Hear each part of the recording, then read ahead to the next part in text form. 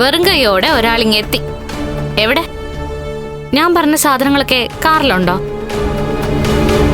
അത് പിന്നെ മറന്നുപോയല്ലേ? അമ്മേ, പൂജാമുറിയിൽ ഇരിക്കുന്നത് ഒരുപാട് പഴക്കമുള്ള ശ്രീകൃഷ്ണ വിഗ്രഹം. അതുകൊണ്ട് പുതിയതൊരെണ്ണം വാങ്ങിക്കൊണ്ടുവരാൻ ഞാൻ ഇയാളോട് പറഞ്ഞു. എന്നിട്ട് വന്നിരിക്കുന്ന കണ്ടില്ലേ, കയ്യും വീശി. നിന്റെ തലക്കകത്ത് എന്താടാ ഉണ്ണി? തലക്കകത്ത് നിറയെ ഇപ്പൊ വേണ്ടാത്ത ചിന്തകളാ. കണ്ണേട്ടൻ വാരിക്കൊരു നമുക്ക് ഓരോന്ന് തരുമ്പോ ഇപ്പൊ കണ്ണേട്ടനെ സംശയിച്ചുകൊണ്ട് നടക്കുക ഇയാള്. എടാ എടാ, ദേ വെറുതെ അവനെ സംശയിച്ചേ അവന്റെ നീരസം ഉണ്ടാക്കാതെ അവന്റെ നിഴലായിട്ട് നിന്ന് എന്തെങ്കിലുമൊക്കെ ഒന്ന് പിടിച്ചു വാങ്ങാൻ നോക്കടാ മണ്ട. അമ്മ ഇപ്പൊ പറഞ്ഞ വാക്കാ ഇങ്ങേർക്ക് ചേരുന്നത്. മണ്ടൻ, മരമണ്ടൻ. നിർത്ത്. ഞാൻ മണ്ടനാണോ ബുദ്ധിമാനാണെന്നൊക്കെ എല്ലാരും അറിയാൻ പോകുന്നേ ഉള്ളൂ. ഇപ്പൊ പിന്നെ അറിഞ്ഞുകൊണ്ടിരിക്കുന്നതോ? നിങ്ങളുടെ തലയ്ക്ക് സാരമായ തകരാറ് സംഭവിച്ചിട്ടുണ്ട് ഉണ്ണിയേട്ടാ. അല്ലെങ്കിലേ വിഷുക്കണി ഒരുക്കാനുള്ള സാധനങ്ങൾ വാങ്ങിക്കാതെ നിങ്ങൾ മടങ്ങി വരുമോ? നിങ്ങൾ ഇതുവരെ ഞാൻ പറഞ്ഞിട്ടുള്ള എന്തെങ്കിലുമൊക്കെ കാര്യങ്ങൾ ഓർത്ത് വെച്ച് വാങ്ങിച്ചോണ്ട് വന്നിട്ടുണ്ടോ?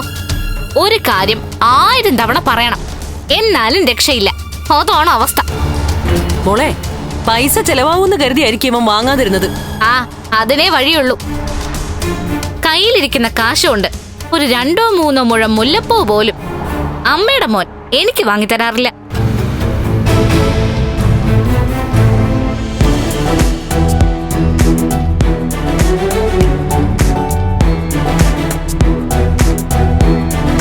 ശരി.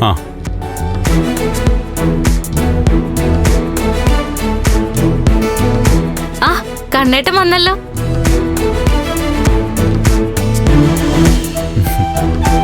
വിഷുവായിട്ട് നല്ല ഭംഗിയുള്ളൊരു ശ്രീകൃഷ്ണ വിഗ്രഹം വാങ്ങി. ദാ നോക്ക്.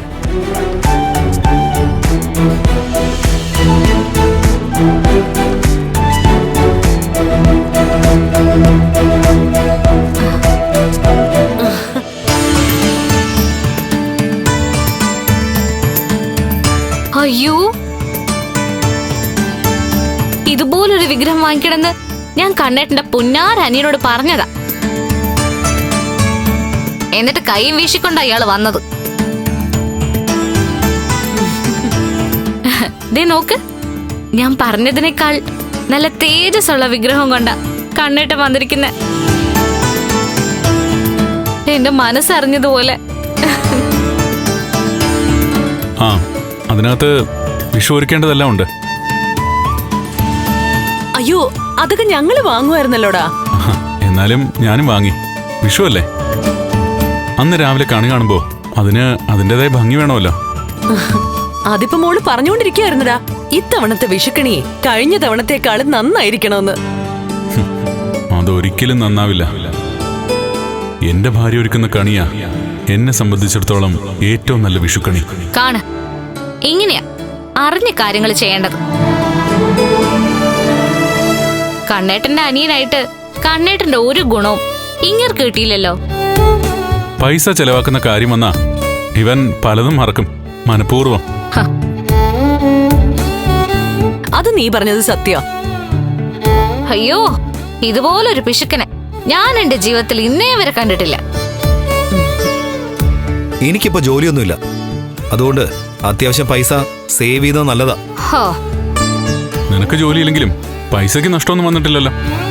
വെറുതെ പൈസ വാങ്ങിക്കുക, എന്നിട്ടും അത് കളയാൻ ബുദ്ധിമുട്ടാ. കിട്ടുന്നതിലൊരു 10-20% വീടിന് വേണ്ടി മുടക്കണം. സ്വന്തം ഭാര്യയുടെ ആവശ്യത്തിന് വേണ്ടിയെങ്കിലും മാറ്റി വെക്കണം. ഇത്തവണ എന്റെ അച്ഛനും മുത്തശ്ശിക്കും പോലും ഡ്രസ്സ് വാങ്ങിത്തന്നത് കണ്ണേട്ടനാ. എനിക്കും അങ്ങനെ തന്നെയാ. അതെല്ലാ വർഷവും അത് തന്നെയാ മോളെ പതിവ്.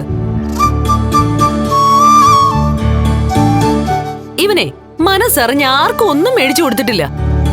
എന്നെ കൊണ്ട് ഇത്രയൊക്കെ പറ്റൂ. അതായിപ്പോ എന്റെ സ്വഭാവം.